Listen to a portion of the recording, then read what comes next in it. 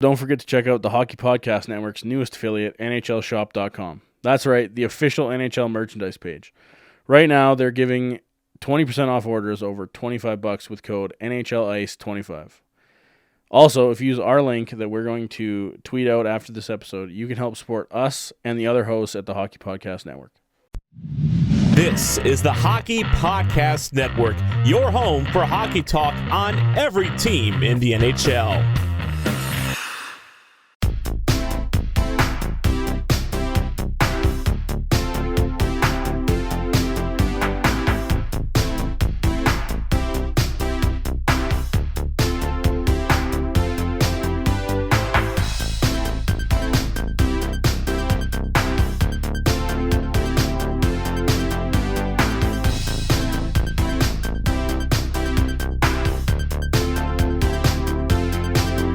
Welcome to Offside by a Mile, the podcast for anything and everything Colorado Avalanche, and the official Avs podcast for the Hockey Podcast Network. All right, May 3rd, May 4th, if you're listening to this on Monday, 2 months-ish without hockey, 2+ probably. Jared's, normally I call it the quarantine beard, but Spencer did remind me that it is playoff time, so it's actually Jared's playoff beard. Yeah, I'm just His holding on to honorary playoff beard for the Avalanche's Stanley Cup run. Jared is showing how good it could look on him. Yeah, it's almost as good as bad. Cole's. Almost. Yeah, almost. We've been teasing this for a while. Spencer's been a busy guy, been quarantined up in, I don't know, wherever the hell he wants California. to be. I mean, that's kind of a nice spot to be. But he's here. Spencer is on a real deal Offside by a Mile episode. Welcome to the show. Thank you, guys. I appreciate you guys having me again. Yeah, man. It was a blast last time. I'm sure it'll be a blast this time. Remember we planned playoff talk? Yeah, we planned playoff talk, so let's playoff talk. We tweeted out on the 29th. I don't even remember what day it is anymore. They all blur together. Yeah, no doubt. Wednesday, maybe? Thursday? I don't know. A day of the week. I think it was Wednesday. It was a day back then. I can't remember who originally posted it, but the potential most popular playoff scenario where 6 teams in every division come into the playoffs. We don't play regular season. The first and second place teams play out a 3-game series to be crowned division winners. No elimination period. And then 3 plays 6, 4 plays 5, winner moves on. All of these are best 3-game series, right? 3-game series? I think so. I think so, all of them are 3-game series. Now, I don't hate it. I don't know. Spencer, go. Just. Why are we rewarding teams that weren't having, the good enough regular seasons to warrant making it in? I get this is totally unprecedented, but I don't I don't disagree with that for sure. Yeah. I think it's a case of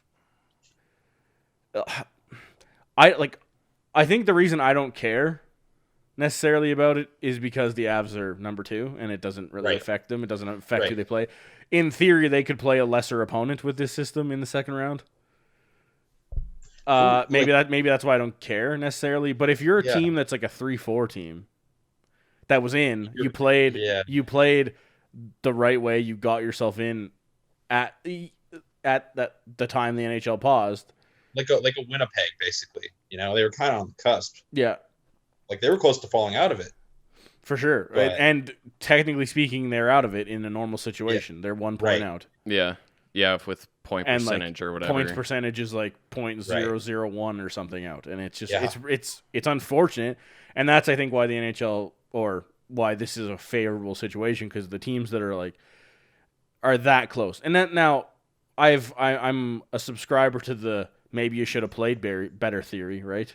Where it's you had if you're 70 games to do it. If you're 4 points out, that's a lot different than being tied or 0.001% back of a team, right? That's the gray area.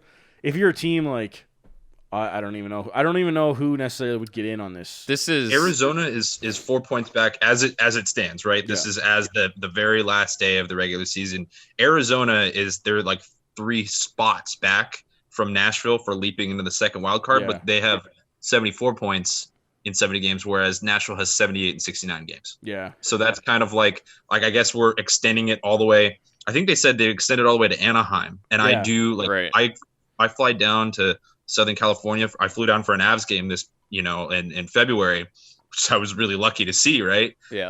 But I see a bunch of Ducks fans. They're like, we don't even want to see the Ducks anymore. Yeah. Like we don't need the Ducks in the, this quote unquote playoff format. Like, we've had this chat kind of with like whether the Red Wings players want to come back and play, whether the Kings want to come back and play, right? Like, does Dylan Larkin want to come back and play 10 games to like solidify last place for a top 5? Whatever. Right? So it's like the question there, and you're not wrong, right? And like, this is the thing. It's so NHL to have things like that where you're like, man, does Anaheim and Arizona really deserve a second chance?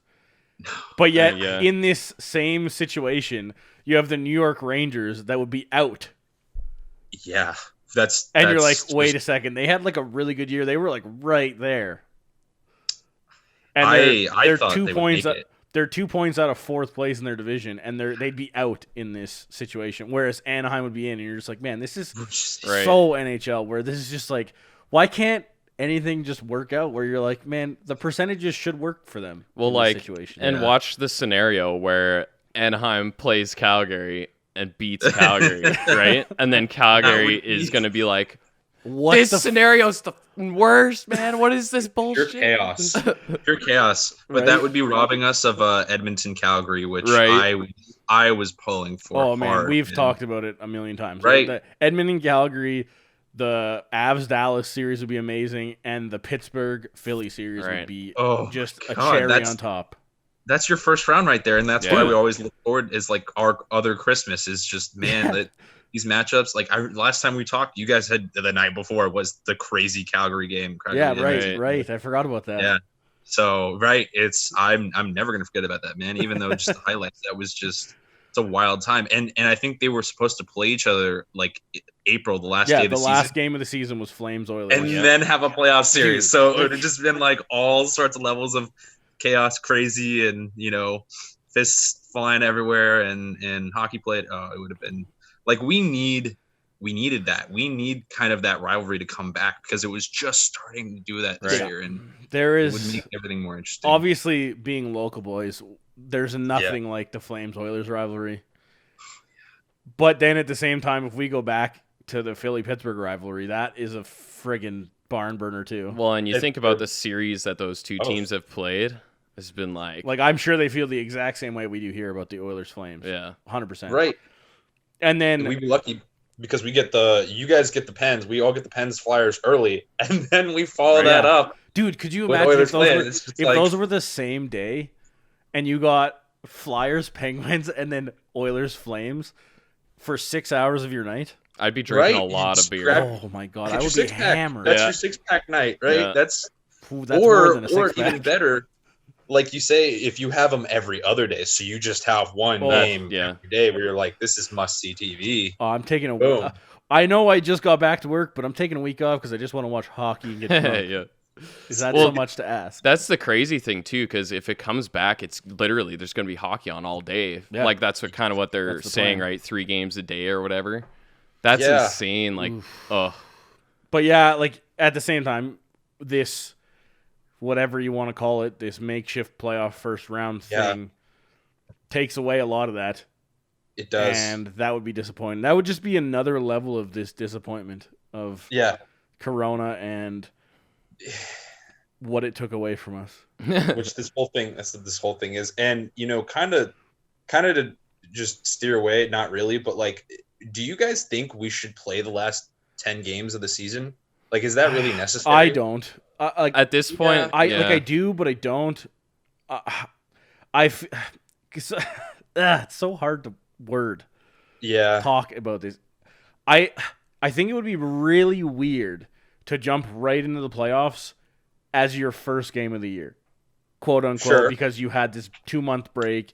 You have that. You're Sure. coming out of training camp. That would be weird. But at Right. the same time, wasting time and playing 10 meaningless games is really ridiculous. And you can't just be like, okay, we're going to play 4 exhibition games that mean something in the standings just so we can have a warm-up for playoffs. Like, that doesn't make sense either. I was on the do them for warm up for playoff side for I think a couple weeks, and then as time went on, I'm just like, What a waste of time. what is the point? And The 70 games is enough to see what every team has and what they don't have. So It should be, but we all have watched for years, and that last 2, 3, 4 weeks of the season is a way different brand of hockey. It is. It's it's push. Right? So it's just like, oh, it's so hard to say that. Like, I think it's the last 10 games of the season mean a lot versus whether it's game 70 to 80 or if it's game 30 to 40 or, 38 to 48 like we had in the shortened season, right? Like, I think it's the whole just having that in the back of your mind, there is the end of the road. Like, you have to be in the playoff spot by the end of that. And we never got that, and that's the weird part. Because you're not, no matter what, you're not getting that. It's not going to be the same. Because guys are rusty. I think teams aren't going to be the same. That's kind of the thing about this season at this point. It's just it's not feasible to have a regular season anymore. And I think also it's just the timeline of things. Because at this point, we're 2 months almost that we've been without hockey. What's going to happen? Like, we come back, we play these 10 games. Like, that's just pushing next year, making next year even more difficult to schedule and, like, hypothesize about how they're going to, Well, that's it, right? Like, do it. So. I feel like every day next year is getting shorter. Yeah, and I mean, it's not like you can't. Like, we've already established that we've screwed up next year. Like, this whole thing. 100%. We've already screwed up this year. We have screwed up next year. That means, like, when Seattle comes in, it'll be the first time everything is back to normal, but with 32 teams. Yeah, well, because that's the thing, right? Bill Daly said something a few weeks ago where playing a full season was the top priority for next year. Right, but that's... And it was like, I thought that was insane. We all know that's not feasible. Playoffs are most important, period. Right. And, they were talking about, starting in December. Like, I think CJ's floated, when you guys talked about the playoff format, CJ's floated that and LeBron and everybody, and they floated that, the NHL is considering starting in December for the 2020-2021 season, which would be just, what are we awarding the Stanley Cup in October? You have the parade, you have an off season, you have free agency. We have I don't know when we have the draft, if we have the draft sometime in a month from now or in the next 3 months, and then we do it all again. And do we want to segue into the draft a little bit? Because I saw a tweet last night from the Soda Pod, our Minnesota affiliate with the THPN. They sent out a kind of poll question about what if the draft happens before the end of the year. Yeah, right. Before the end of playoffs, which is weird because that never happens, right? So it's like, sure, it's if that is the case, and obviously, a trade that you make right now is not going to affect this year's team. Duh. Right. Like that doesn't need to be said. Like, you don't need to stipulate that because that's clearly not happening. Like, we expect Vlad Mestikov back on the team whenever this whole thing starts. Right. Just because he's a UFA on July 1st doesn't mean it's going to end. Like, this season is still happening. That's going to get extended. That's not going to be an issue. But the thing is think about all the teams, and I'm not sure necessarily how many there were, but how many teams were like, okay, this deal can't happen at the deadline, but we need to do this at the draft so we can, do. Well, you can't now trade that guy because if you trade, like, hypothetically, say PK Subban's on the market, because that was kind of sort of talked about. You can't trade him if he's still got games to play, because then it's like, we're just like, well, screw you guys. Like, you don't want me. So you're playing on our team for a couple more months, and then you're gone. Right? Like, hypothetically, some of these, like, say Tampa Bay's got to clear some cap, and they were planning on doing that at the deadline. At the draft. Right. So say you got to trade Tyler Johnson. Well, you can't trade Tyler Johnson at the draft if the draft is Right. during the playoffs, because he's still playing for your team and he's still a big part of your cup run. Yeah. Like, Right. So that now it has to be removed. You'd assume that live roster players would have to be removed from trade options, which is what they had in their poll. And it's just like, well, you start doing all that shit, and a lot of teams have kind of set themselves up to trade those kind of players at the draft, and that just now all of a sudden is thrown out the window. And it's just so crazy, and it just makes me think, why don't you just have the draft after the cup's awarded? Yeah. But to think of like the development stuff and the development side of things, and how normally the draft is in June, end of June, and you have like a rookie camp in like July for most teams. Yeah, and like, and then the you Flames send them have like off. the Young Stars tournament and the stuff. Flames do it. I think the Leafs and the Penguins normally do. Yeah. And AJ and I go to those, the ones that the Avs attend, Yeah. because they're usually around this like ring area from Vegas to Arizona to LA, all around. So and Nice. they're Yeah. awesome. I remember seeing some of the Flames ones. They're fun games to watch. I actually went and They saw. are. I was in Toronto, just so happened, or sorry, I was in London, Ontario once when the Leafs Young Stars tournament was happening in London, Ontario. So I went to one of those. It was super fun. Oh yeah, it's fun hockey. But again, right? Like if you push all this stuff back, and it doesn't sound big, but that like, when a kid's 18 to 18 and a half, right. Now they're still young, but that is very good time for you to get your hands on those kids to teach them. Again, being the Leafs guy I am, Ian Scott, a really late draft pick for the Leafs, went to rookie camp, got some training from the Leafs coaches, went back to the WHL and won goalie of the year. I remember that. Right? Just like that. And well. now you're pushing the draft back, and the farther you push the draft back, the less time you have for that stuff to happen. Well, that makes this draft class all of a sudden screwy. It does. Right? And it's just like all this stuff. And again, we've said it a million times. It's way less significant than people dying from corona. I get it. Yeah. But it's still complicated. And this is still a billion-dollar business. All sports at this point. Right? Everything. And everything going on. And that's why, it's a total... I mean, the NHL has to decide whether they want to do it like they talked about in early June, like kind of following the NFL's format and doing all online, or they wait until October, September, whenever the cup's awarded. That 2 weeks go by, draft, you can make your trades, the off season's begun. Typical off season, just not typical off season time.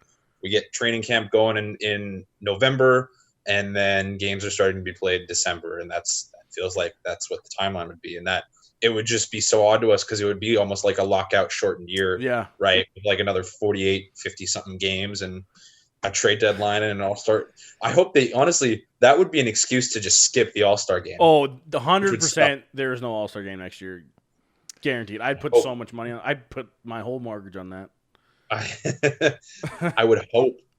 There's no way. I mean, if there's any time that you can that's expendable, just justify it. Yeah, definitely that, because it doesn't make enough money to justify. No one at the start of an NHL season's like, oh man, I can't wait for January and that All-Star game, baby. Right, but it's gonna be good. We're also the adults. It's mostly for the kids and stuff. Yeah. Like I didn't go to the games when it came to San Jose, but I did go watch like the mascot because Gritty had just came about. So there's like a mascot dodgeball, and that was hilarious. So that's what I've said that before. It's the All-Star game is not what it's about. Yeah, it's about the fan event locally.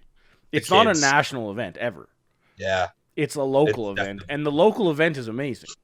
It is.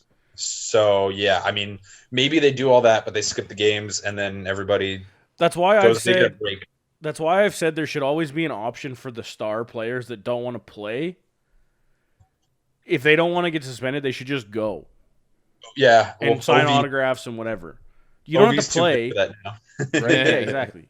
So like, I don't know. It's just, again, it's the market that likes the event, not necessarily the national audience. Yeah. But again, there's no way there's an All-Star game next year. That'd be insane. It'd be so dumb. But Gary is a traditionalist. He is. Well, anything that makes money. Before, we have to do it again now. Yeah. I was gonna say something about Gary and the fact that like you said, it's gonna feel like a lockout shortened season. He's gonna be so mad that it feels like a lockout season, but they didn't like get anything for that. Right. Instead, they're losing money. Yeah, they're losing money Yeah. instead of gaining money. Yeah. But yeah, so Yeah. it's just like, I think the NHL is going to go online for the draft. I think that's, I Yeah. don't think that there's any reason to not do that. Because it costs money to do it in a venue. And like, I don't think Right. you really make money on the draft. I'm sure you make money on televising the draft. I don't think you make local money though.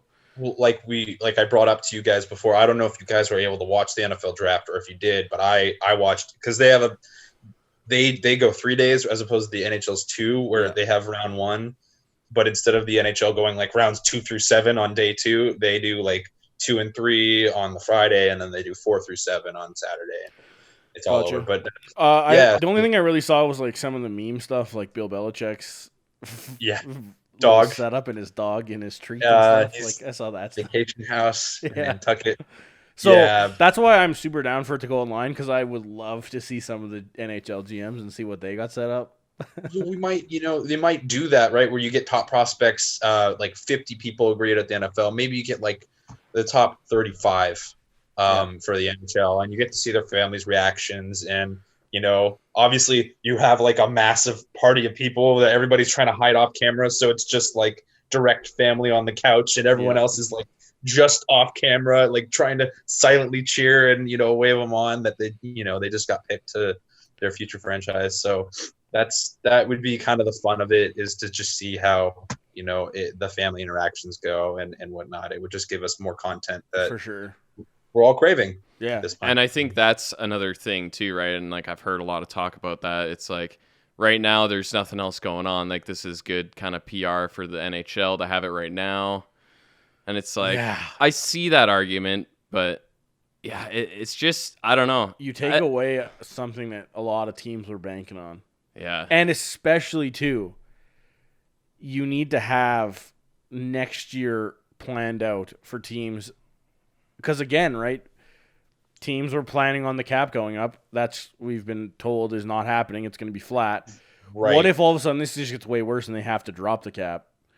And now teams like, you can't figure that out after the draft. That can't happen. Right. That has to be set in stone whenever the hell they do the draft. Yeah, there's just so many moving pieces, and right, and it's like scenarios and plays that you can make, trade this pick, get this player. I can't get that player now because I have no room. I also have no picks. Yeah. Right, because that's the same thing, right? Like teams, it's way easier to trade for a draft pick when you know exactly what that pick is. Not, it's a first-round pick. No, it's 13th overall. Right, and that's true. Oh man, Yeah, and I've been told I do a lot of wishful thinking. I hope the cap doesn't revert. Like, I don't hope we drop to like 78. That would be, I think Gary, in his, lawyer ways, can find a way to keep the cap flat. I'm sure it's just a case of escrow goes through the roof. Yeah. Right? Like, it'll be a case where players are paying 40%. What's the point in dropping the cap 5% when you can just charge the players 10% escrow? Right? Unfortunately. Because it's built in, and yes, the players are going to be mad about it, but at the same time, it's like you signed this thing that actively basically says you take a pay cut when the league does poorly. So yeah, it's already there.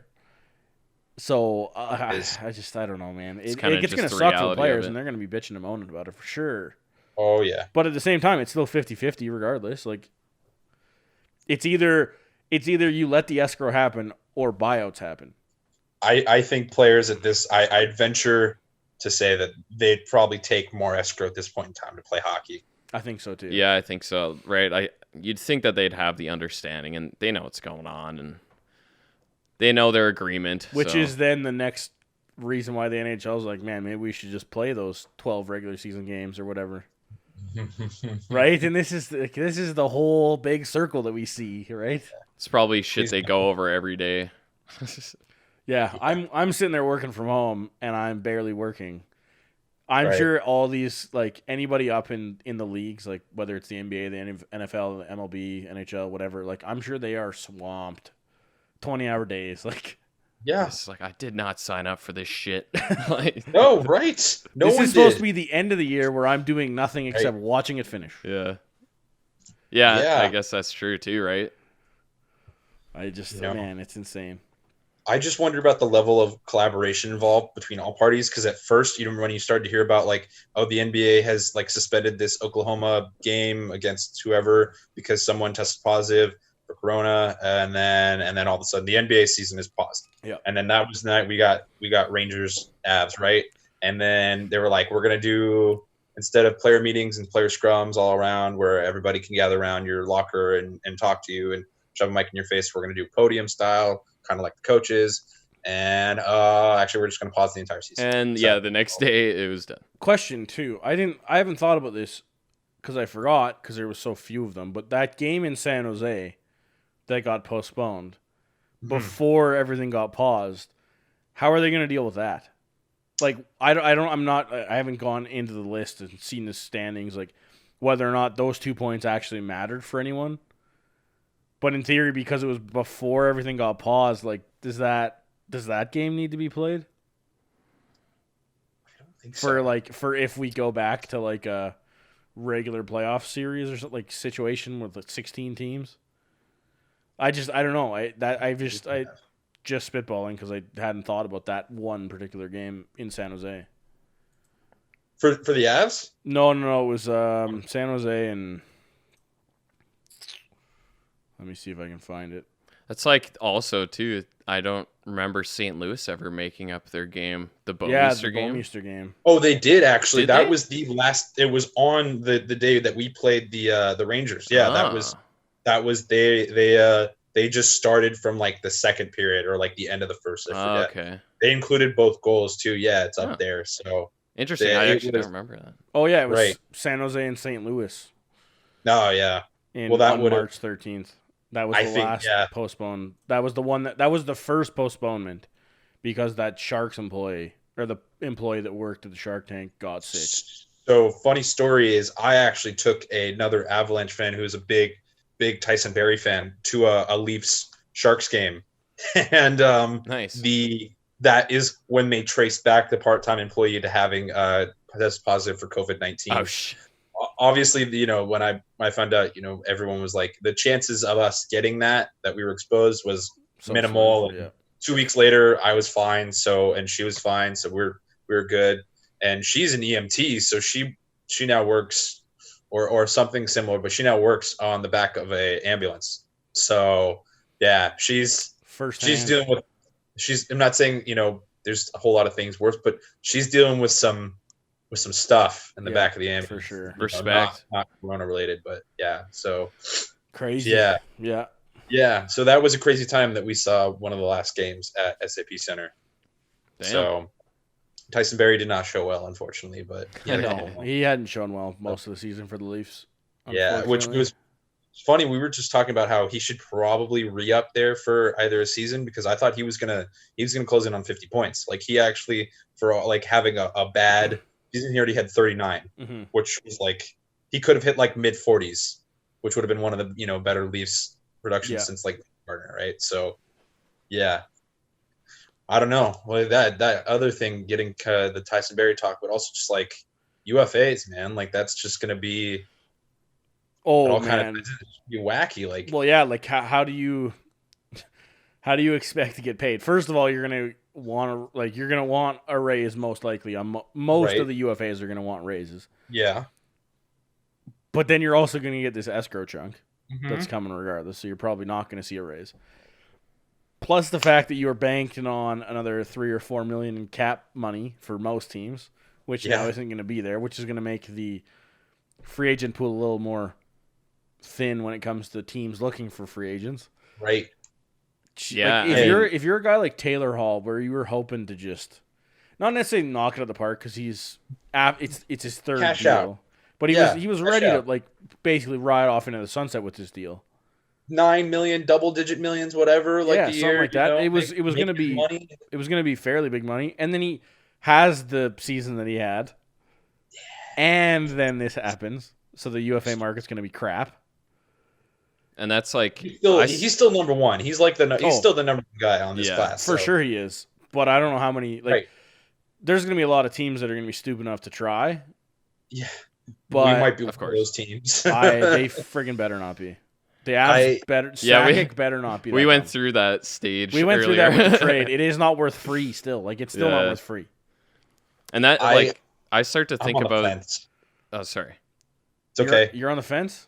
I'm on the fence because I love AJ. He's like you're an immediate cut favorite, and Taylor Hall is you move Gabe down with Naz and you put Taylor Hall up there, and you're an envy of the Central and of the Western Conference, and it's But it's are you? automatic. But are you though?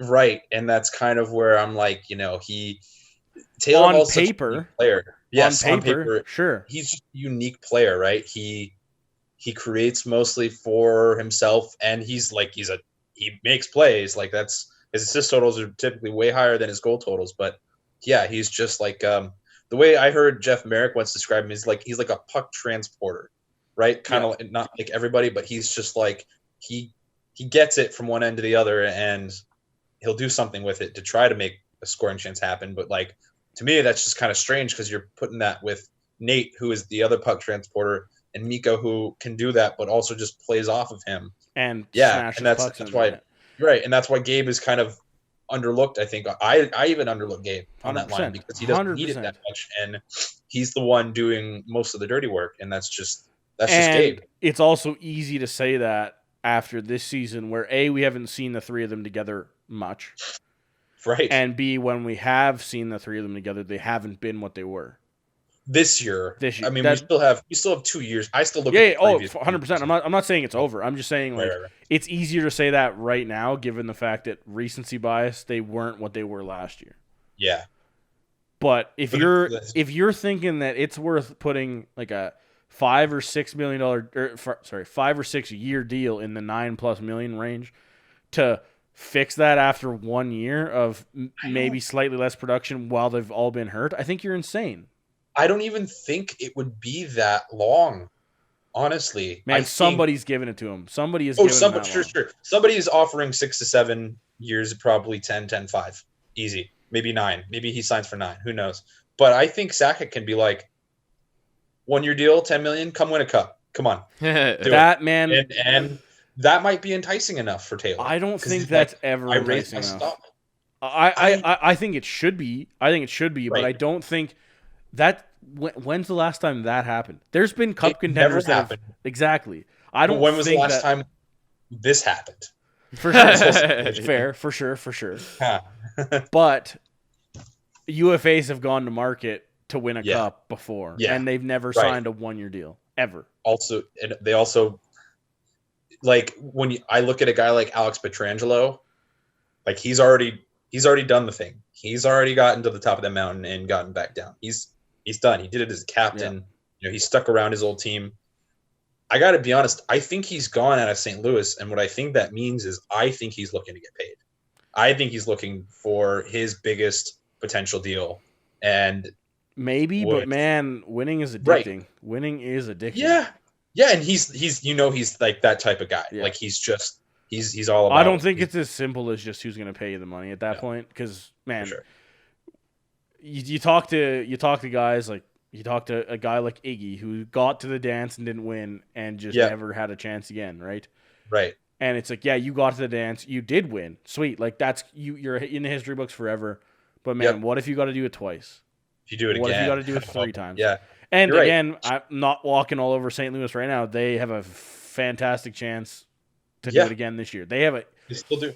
They're up there with the favorite to repeat, to win this year and repeat, right? Like it's just. But I was actually just rewatching both of our games at home against them after we got spanked by them in St. Louis. But the Avs ran them out of the building, man. They put beatdowns on St. Louis this year in the can. They did, and but it wasn't the problem is we don't have home ice. No, ever. You're right. That's the problem.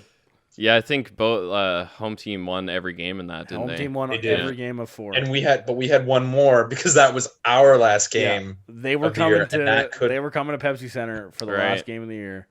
And it was supposed to be amazing. It could have decided we could have been the Western Conference champs this year. The Western Conference champs. We could have been in first place in the Western Conference. to clarify. And again, as we've said before a million times, not only did the Avs and the Blues have this 4-game series like they did, but the Avs did it with so many guys on the back burner in the injury ward. Yeah.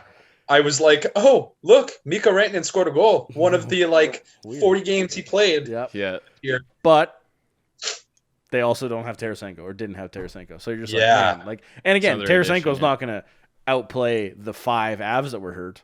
Yeah. But man, he's good.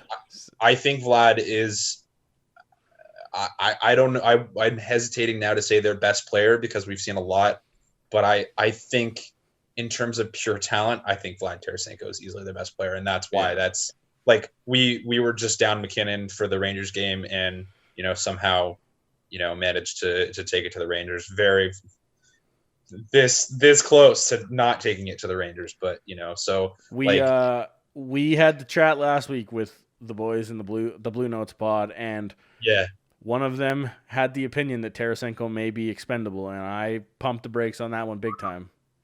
Remember when they started out terribly after picking up Maroon and O'Reilly, I was pounding the table to see Tarasenko to a team like Philly. Yeah, Tarasenko was on the block like no tomorrow. Supposedly on the block, I would just be like, Philly, just do what you have to do. Go get him. I just want to see Vlad Tarasenko the Flyer because he'd just running around. Can you imagine that top 6? Yeah, it would be.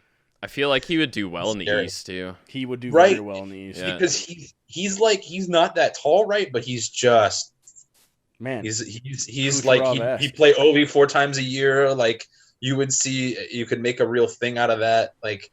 And he's 29, and I think he might be going on 30 soon. He's not. I think that's what I look at. I think he's 29. That's crazy to think. He's still right. I think he's still 35, 40 goals in the bank. I still think he can for sure. do that. Oh yeah. Even though all these surgeries, I just think he's not a special player, but he's about as close as you get, right? He's definitely your second tier superstar, probably, right? Second all-star team kind of. Yeah. Sure. So it's like sure. Nathan McKinnon is your superstar, Mikko Rantanen's your Connor second. Yeah, right. Obviously, the way Mikko played last year, it felt like he was elite, he was on McKinnon's level. Point per game. Yeah.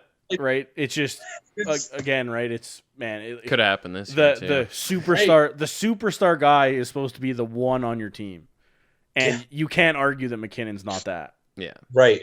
And also the fact that I'm calling him Tank. Tarasenko's a wing. It is a totally different thing for sure. Yeah. And it's kind of weird that because I watched them play the Sharks in the 2016 Western Conference Final. That was the year he had I think he had something like 39 goals that year, and then the next year he finally hit 40, and he was just he was a monster. He was a monster that season. He was a monster the next year too because he was he wanted it. Yeah. So, but it's just different when your monster is a center and not a wing. It is. Yeah. It is. If you have 2 monsters that are on center and on wing, good luck, other team. Or 2 centers on 2 different lines. That's when you Crosby get and Malkin. Yeah. Or that. But yeah, that's when you get those insane lines like the Boston top line, Avalanche top line when they're together. Yeah. And that's, again, to circle back, that's why I think paying money to Taylor Hall is insanity. Right. Insanity. I don't know if there's a Price is Right point there where the acquisition of Taylor Hall outweighs the cost of Taylor Hall, but there is a line there that should be drawn where okay, let some other team go do this. I feel like with a team it's almost always the case where you're overpaying that guy that's in the top 1, 2, 3 of free agency. Right. You're also. So what's the point? It's not even, to me, it's not even worth the argument. To me, I accept that every UFA is overpaid to an extent. Just about. Because that's what you go to UFA for. Just about, except for a guy like, Pebs. Yeah, I guess. The thing is, it's the underlying market, which is where Joe Sakic lived last summer, and where he absolutely hit home runs. Yeah. And I mean, yeah, it's hard to right. It's just he hit so many so many out of the park Yeah. He did well. in free agency He last did well year for himself. because he lived in the underlying market where there's not as much competition. Like, yeah, you have competition, but you have competition over like a couple $100,000, not a couple million. Yeah. As a bit of a Denver Broncos fan, they've seen they had a pretty bad 2016 and 2017 year, and I think John Elway started to talk to Joe Sakic. He's like, "Hey, I see what you're doing with Yeah. the As far Avalanche." as Like, I've read on a lot of Twitter and a lot of internets, the Broncos crushed the draft this year. They did. They absolutely did. They got the best receiver in the best receiving class since wow. But that's a different point where, so I just think, a lot of Colorado sports teams, they're all paying attention to one another. And at this point, after we had some trends like this, A lot of them are trending upwards. Colorado and sports. I think it started with Joe with terrible season, and he's like, all right, younger, faster, that's the model. Yeah, and I think man. slowly but surely everybody else behind him is for sure taking that up. Yeah. So It's crazy. It's just I don't know. It's gonna be one of those things, and I hope. Normally speaking, right, silly season, off season is love it. I love it, but it's Yeah. gonna be weird. Like, are we gonna love it this year? Because I think we won't love it this year. I don't and think we so probably either. won't love it next year. maybe not. Well, Next year I- maybe. yeah. It's just gonna be a case of like, if we spend the next, whenever hockey comes back, and we spend the next 6 or 7 weeks just pumping out hockey, We're which gonna be watching. I can't friggin' wait for. So that was some weird technical difficulties. I don't know what the hell that was. Sorry, but yeah. Anyway, back into silly season stuff. If we're sitting there and just pumping out hockey content, and then all of a sudden it's like draft, UFA, and then like a couple of weeks or maybe a month, and then the start of the season is Training like, camp. I need a break. Can we have a break? Like, I feel like that's coming. Yeah, for sure. Yeah. But I'm weird in that when other people want to break, I'm going even harder because I'm like, I'll just keep going. Like, the reason why I love hockey so much is it's not quite year round, but it feels like it's year round. Almost year round. You got training camp and those rookie tournaments in September, in the fall. Yeah. You got the season in October. You have everything that goes on during the season. You got the trade deadline. Look forward to. You got the playoffs, which sometimes like crazy trades from non-playoff teams happen, and you're like, oh, this is interesting. You get like that first couple weeks in June where Mark Bergevin does something either really stupid or really smart. Yeah. And then you got the draft where all sorts of stuff happens. And then you got free agency where like teams are putting the final pieces together to make their cup contending team. And you get the big name free agents off the board immediately. And then you get the little ones that trickle in later for the rest of July. And then you get the end of June where Ken Holland makes this giant big trade of, Milan Lucic for James Neal. So like I love it. Like you love all of it. And then it's like all the prospect pools, Right. and you're seeing all the young guys play, and it's like, yeah. I think I tail off in July because that's where everything stops. But in August again is where I pick it right back up. Yeah. Like It feels like why. there's like a 4-week window between like mid-July and mid-August where that's the real dead zone, and really that's nothing. Like 4 out of 52 is nothing. Sometimes stuff still happens. Yeah. Because by the end of August, stuff is starting to pick back up. Yeah. And you're hearing a lot of chatter. And you're Everything's getting like the teasers of like guys going working out and skating and stuff like that, and Erik then you Karlsson get the- being traded. yeah, And then you get the Max UFA Pacioretty being holdouts. traded. yeah. The Hold out. like, Oh, RFA what's holdouts Line and going to stuff. sign for? Oh What's my- Connor going to sign Yeah, for? see, like, Rantanen. I don't know if there's that much of that this year, which Yeah, I is don't going to know. be weird. No.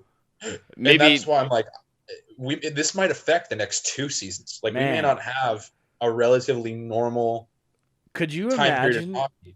Could you Yeah. imagine if the RFA situation of last year was this year? Well, Barzell's in RFA this year. True, There's but one, it's yeah. like Yeah, they have to sign him. they do, but does he have to sign? Yeah, I mean you're right. It's Yeah. just You have to it's just ask like him. the volume that we had last year, Yeah. Right. especially the volume of the guys that wanted to hold out. Not It's hold out, right. but It's like drastically different. Right. And but I would imagine think that happened this year, where like you didn't necessarily Oh. have the time to hold out. if it would be strange. It would be insane. Like you get Barzell for 30 games, like, well, New York, That'd be insane. that would be Yeah, a so, huge like, hit to them. Again, right? This is the can of worms, but like, what happens to the December 1st deadline? Like Nylander went up to and stuff, like that obviously Yeah. gets pushed back. But how? And does it? Like maybe it doesn't. Maybe it's just straight up like, nah, Figure it out. we're starting the season on December 1st, and he better be signed. Yeah. Could you imagine? That right, because then you're just ineligible to play. Man, that Again, these are things that are way down the list because Yeah. you got to get through the draft and free agency and the playoffs first. But like, still, it's these things that have to be going through the mind of people that run the league, whether Right. that's the NHL or any other league, right? yeah, They all have these fancy rules in their CBAs, so the nuanced ones, yeah. yeah, right. And it's just like when you start getting into the finer things of just being a hockey fan rather than just watching a game, it's just like, man, there's so much complexity under there. We also and stuff don't like even, this. we don't even care until we start seeing on Twitter and it's relevant. It's like, okay, by December 1st at 1:59 p.m., if William Nylander isn't signed, his cap hit is going to go like this, and he will be ineligible to play for the year. So, Yeah, exactly. It's just, hey, what a yeah, ridiculous time we live in right now. a lot. Yeah. I Shit guess show. if we want to kind of sort of shift gears, there was a little bit of real hockey news this week for the Avs.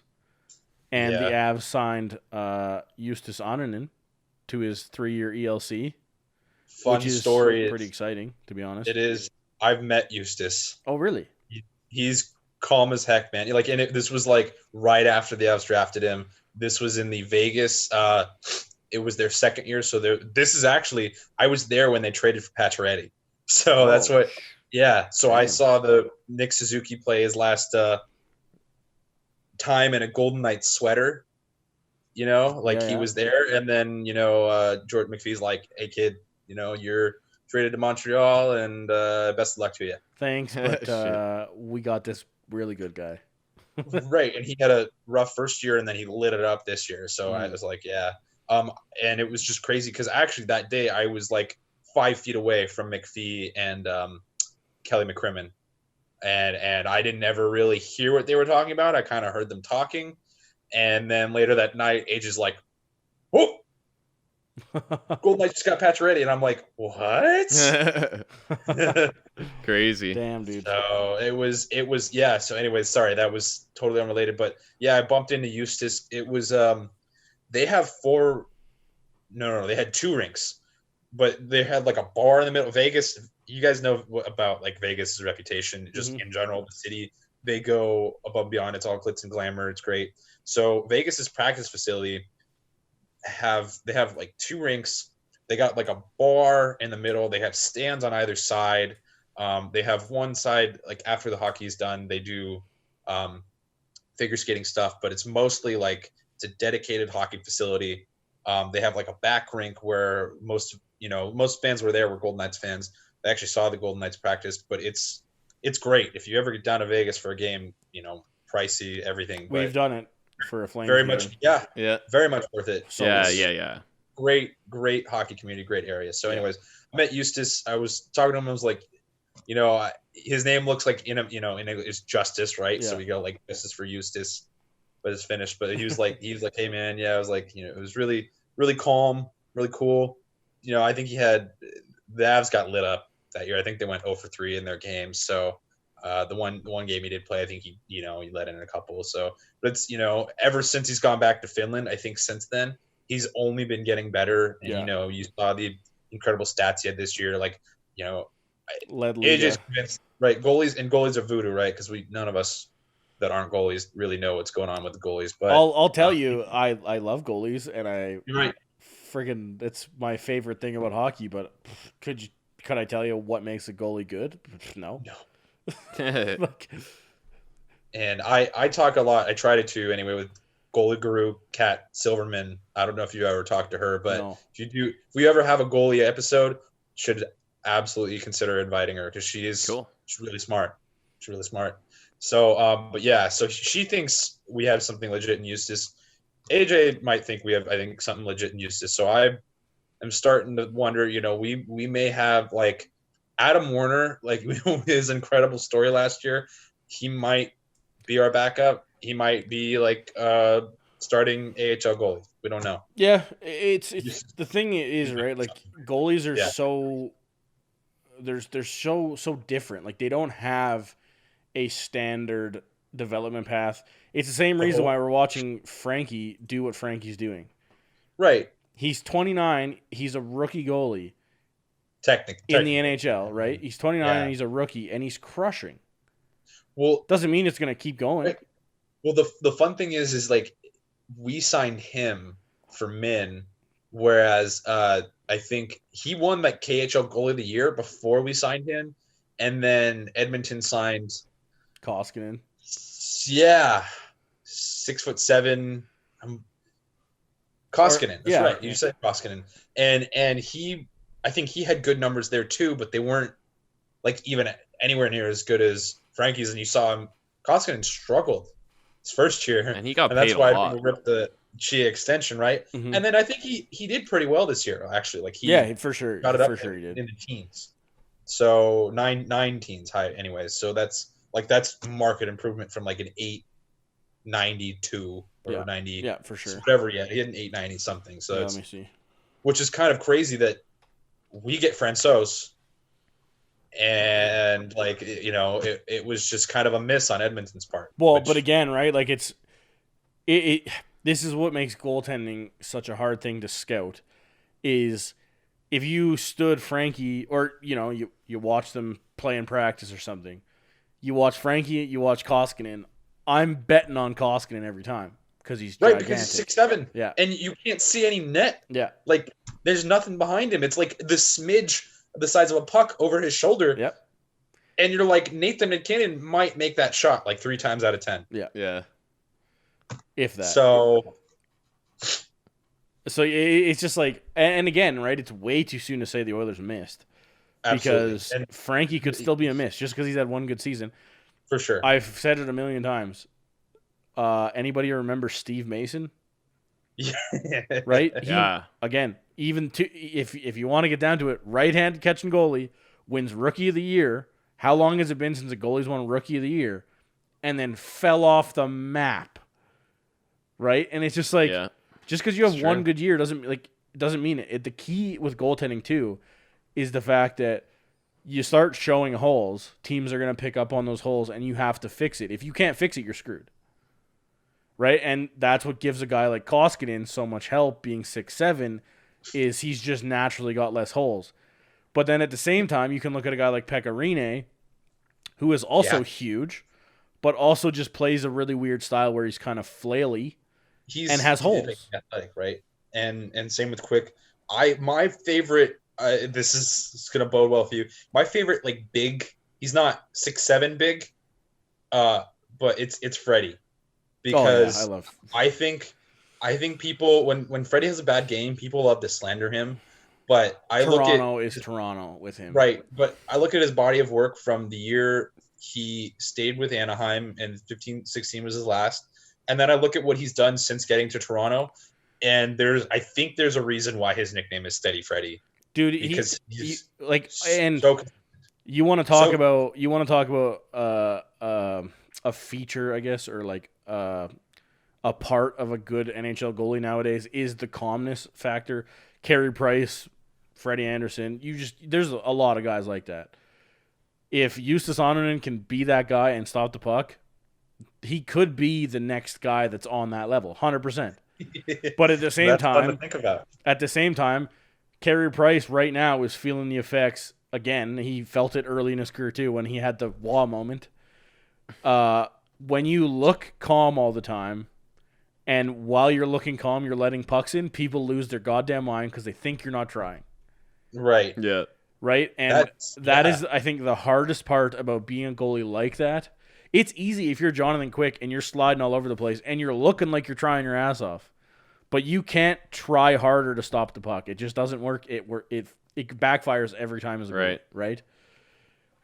So it's again, it's the sports psychology portion of being a goalie that's so hard, and why it's so much to do with NHL goaltending is between the ears, because if you can block the outside noise out and you can keep confidence in yourself, you can be a solid goalie.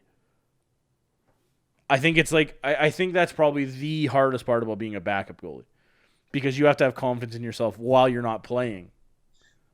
And that's kind of why I think the whole remember the Gruby went down and Francouz killed it, and all of a sudden we have a goalie controversy. Oh, yeah, like, I've seen so many of those tweets. I'm just like, come on. Like, I love Frankie, don't get me wrong. Same. And the fact that Frankie just committed to us again when he could have gone out, someone could have given him like $9 million over 2 years to be here, like you never know. Starter. Yeah. And he was like, I'm going to stay in Denver. I'll try to stay in Denver with my boy Martin Kaut. Yeah. Like, dude, that's the cutest bromance ever. It is. It's also just really encouraging. Like, I think Gruby is a starter. I think Gruby, and I know a lot of, like, they're like, sample size, and this was his first full year starting. I think Gruby, from what you looked at, like, before we traded for him, he had the best, like save average of any goalie playing over 100 games. Like, that's why Joe up and made the move before the draft in 2018 to do this, because they was like, this is our next guy. Well, Varley's here. It's the move, right? It's the move you have to make when you don't draft a goalie. You have to go get somebody solid backup and hope it works out, right? So we had New York is the farm. Yeah. New York, like, the Rangers are a farm for that right now. They got Georgiev right now again. Rangers are stacked, man. Right?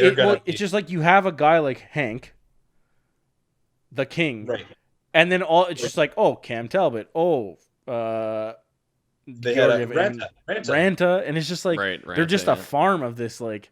But at the same time, like, they don't get that much for them, so it's like it's kind of a bummer, right? Because just like it's because goaltending is so hard to deal with, but it's just a case of, like, you may have been good for 30 games, but what can you do at 60? And I'm not sure Grubauer's a 60 game guy. No, I think he's a 55 to 60 game. I think he's 45 to 50. I think he can do more than that. But again, at the same time, the NHL seems to be trending towards not playing a guy 55 plus.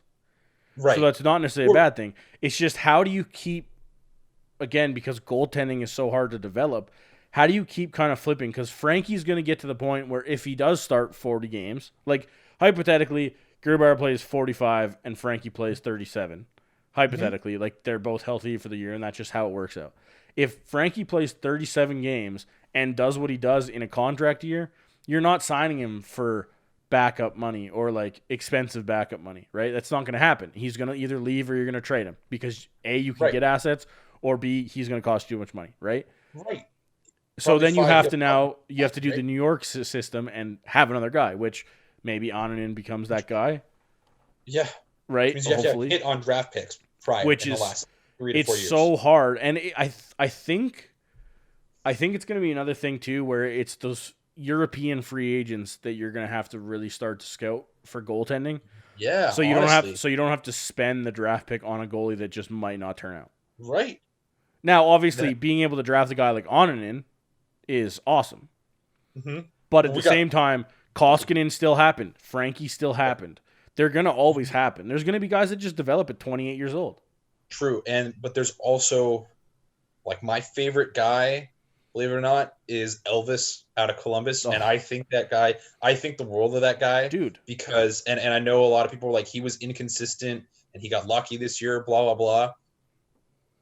If you look at I can't say I was watching a ton of the Swiss League when he was playing, but his number, and you understand that most European leagues are just more defensive because there's more ice, there's less scoring, there's just more room to work with there. So guys, it is a skill game, but there's less just happens, like it's a lot of skating around. So goalies' numbers are better. Same went to Frankie from Russia, but Elvis has been in like the 940 to 950 range for like a good part, or like high 930s. And I think like that guy is going to come over here and he'll be at least 9 teens, probably 9 20s, like for the next 7 years. And they've bridged both him and Corpy over in Columbus. Yeah. But I think when probably like by the end of I think next year, I would see Elvis being their number one guy. Like, He is quite the. and they have a guy behind him. They have a Russian guy behind him too, Tarasov. But like I think Elvis is like Elvis is like if like a skater embraced a star mentality and actually had a personality. And that's kind of what makes him special. So it's again we deal with it up in Calgary all the time, right? It's the David Big Save Dave is good. The Big Save Dave that misses beach balls is not so good. And there's a goalie carousel that I've seen in Calgary because I still remember 4 years. It was they haven't had a good goalie, like a legitimate good goalie for a stretch since Kiprusoff. I think I saw Kerry Ramo, right? Yeah. I think it was Kerry Ramo in 15-16. Then it was Brian Elliott. Yeah, it was like Jonas Hiller. And then it wasn't it Mike Smith?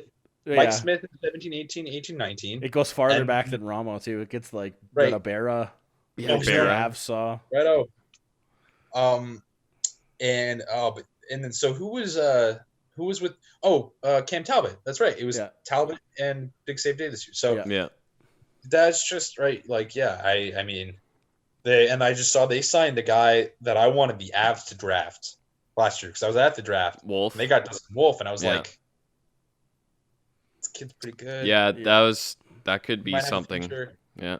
So but again, right? Like you look at teams that are pretty inconsistent is not the right word, but just trying to find themselves. Mm-hmm. How often does a team that has that issue have a goalie situation that has that issue as well? It seems like a lot. It seems like every time. It's pretty common pair. Right, like Philly's got it too. Yeah. Yeah, you struggle to find consistency but even then he had his struggles this year too. Oh, absolutely. He's probably been the most prominent starter for them lately though too, right? I think he's probably the most promising too. Like but they've had promising before. Again, Steve Mason.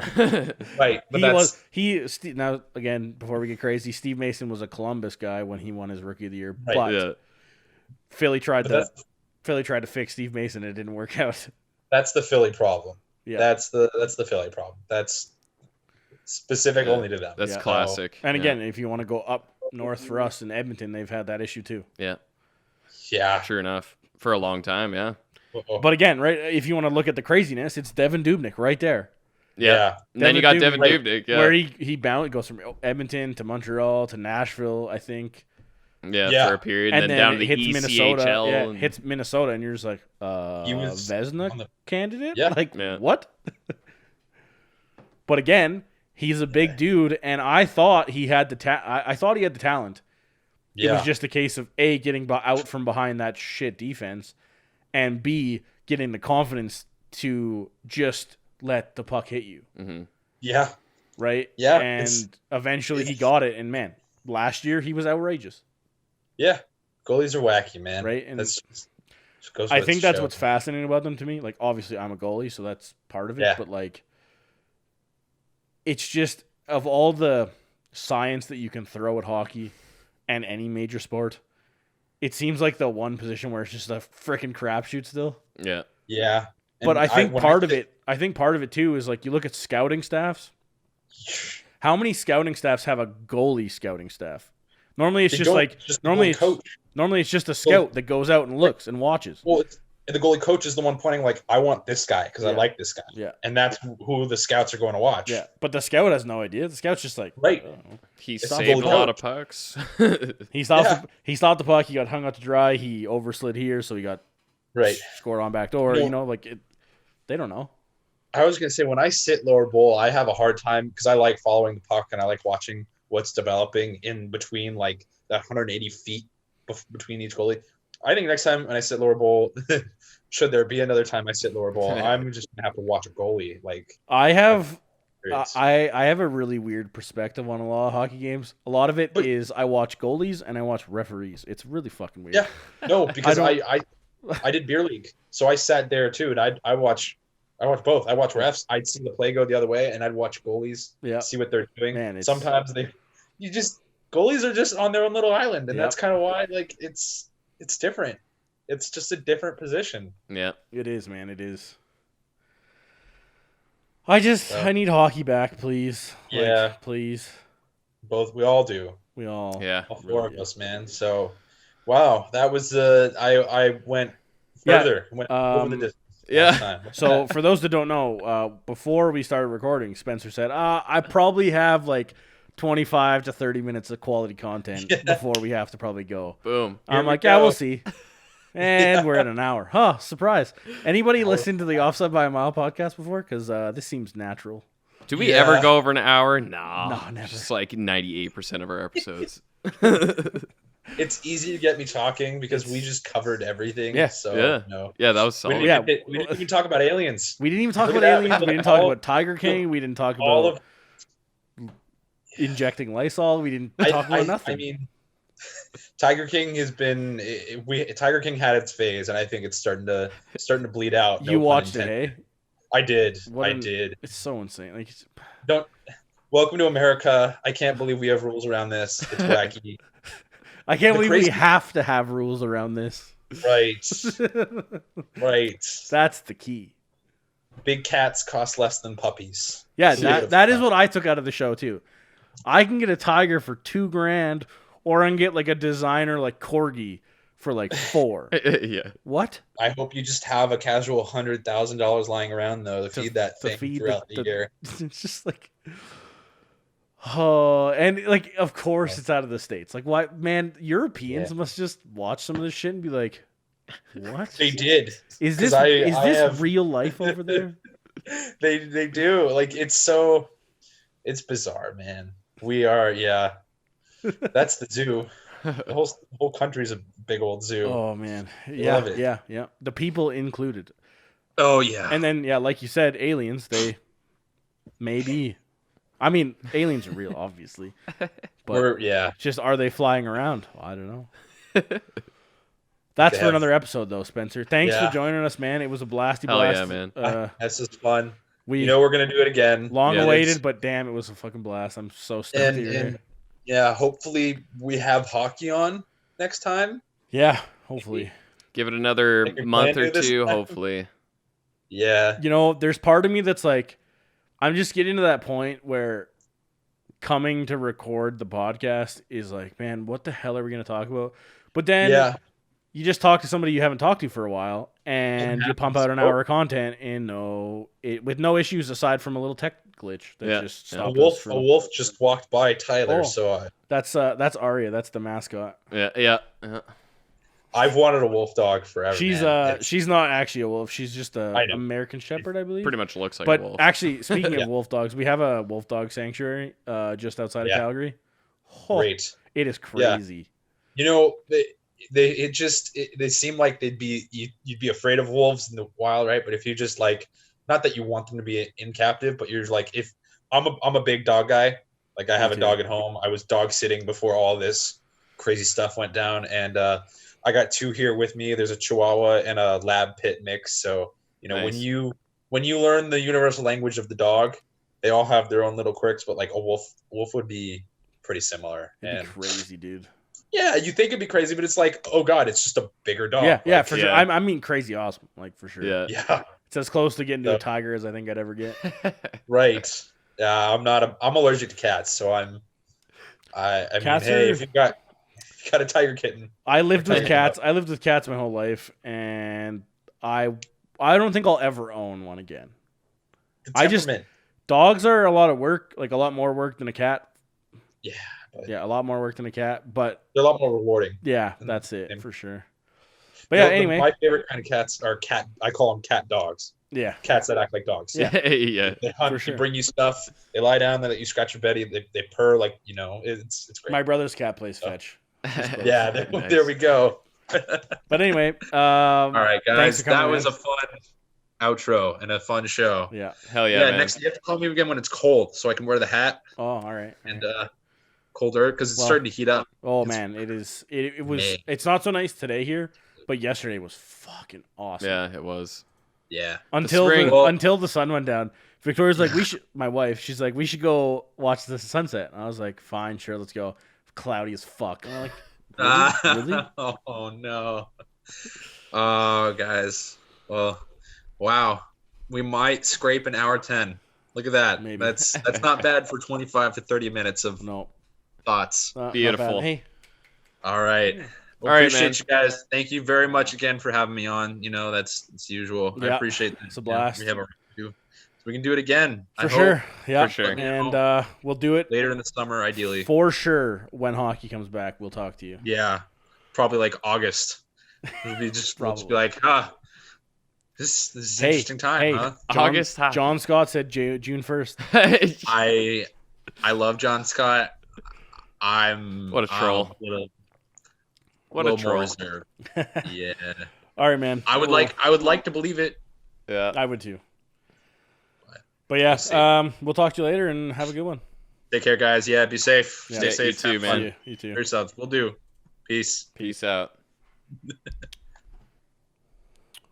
Again, thanks to Spencer. And for those of you that don't know him, we kind of forgot to mention his Twitter handle is @McWinnon.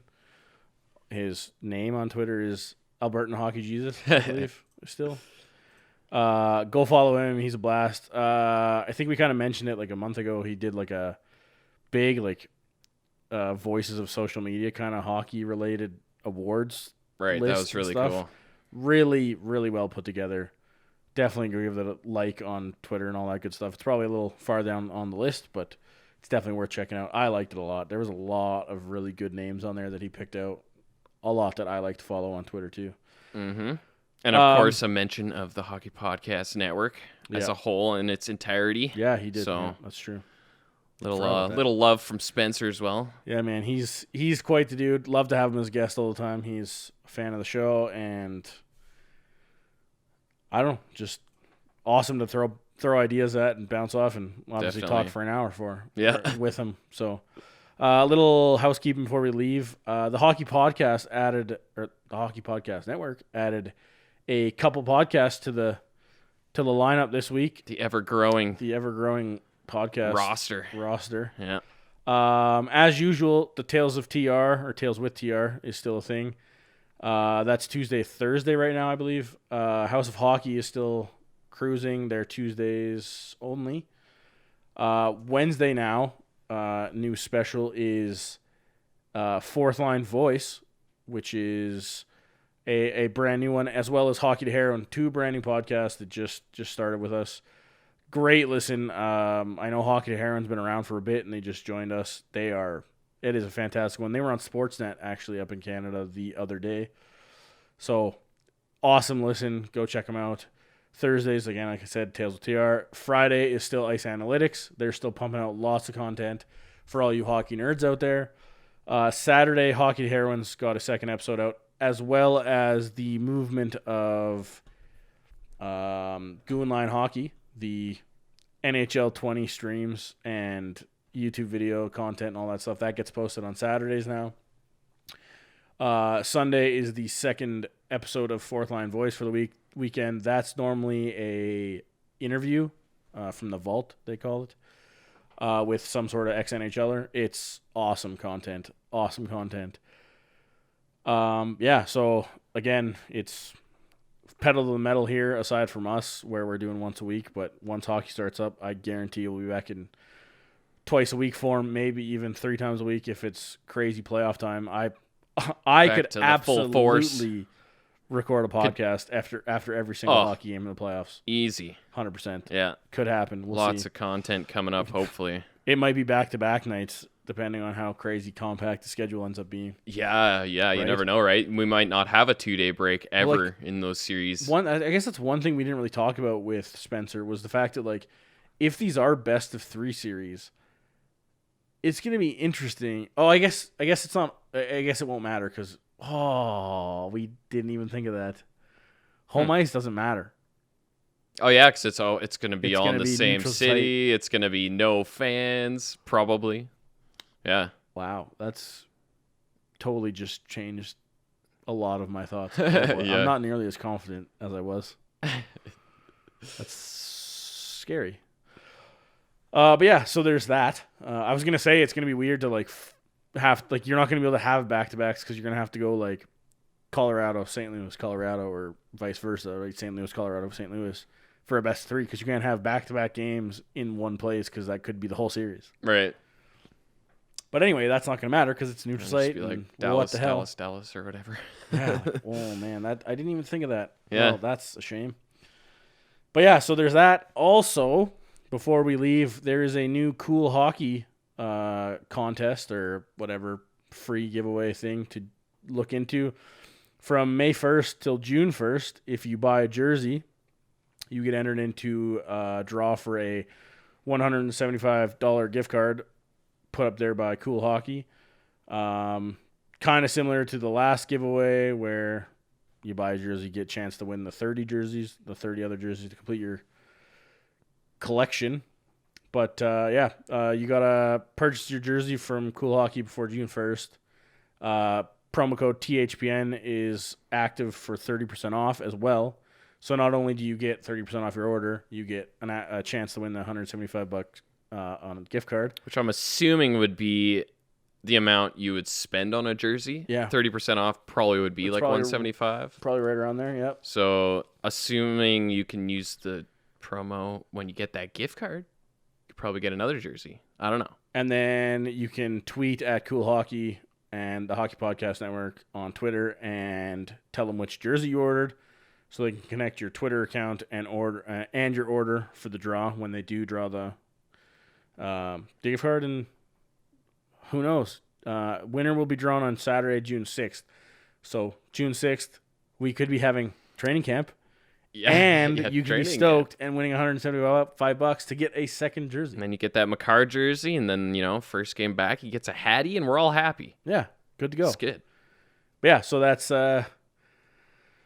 what's going on at the Hockey Podcast Network lately. Man, if you need hockey content in your life, the Hockey Podcast Network has you covered. We only have 36 podcasts, which just seems to keep growing. There's only 36 podcasts, so that's 31 team podcasts that are putting out, 30 minutes to an hour a week, and the Tales of TR that's probably a couple hours a week. Hockey to Heroin that's a couple hours a week.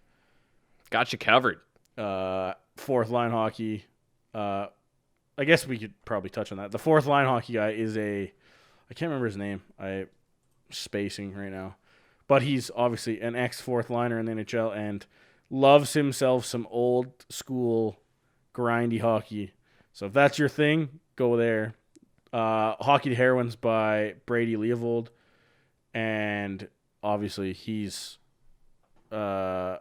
been through some shit in his life, and he's turned it around, and now he's telling stories and all that jazz on his podcast. So again, it's the life of hockey players is not necessarily an easy one always, like you may think. They're not robots. They are people, and it's entertaining as hell. Mm-hmm. So go check them out, and we will catch you Monday for some more Avs talk, hopefully. I couldn't tell you who the hell we're going to talk to, but we're going to talk to somebody. We always find the content. Be another hour. Don't you worry. Don't worry about it. Anyway, thanks for tuning in, and we will see you in a week. The biggest thing you can do to support us is by going to iTunes or Apple Podcasts and giving us a 5-star rating. Also, if you're looking to donate to the network, visit the Hockey Podcast Network's Patreon page. All donations go straight to the podcast host. Thanks, and see you next episode. You're listening to the Hockey Podcast Network on Twitter at HockeyPodNet. New episodes every Monday and Thursday. Download at thehockeypodcastnetwork.com or wherever you get your podcasts from.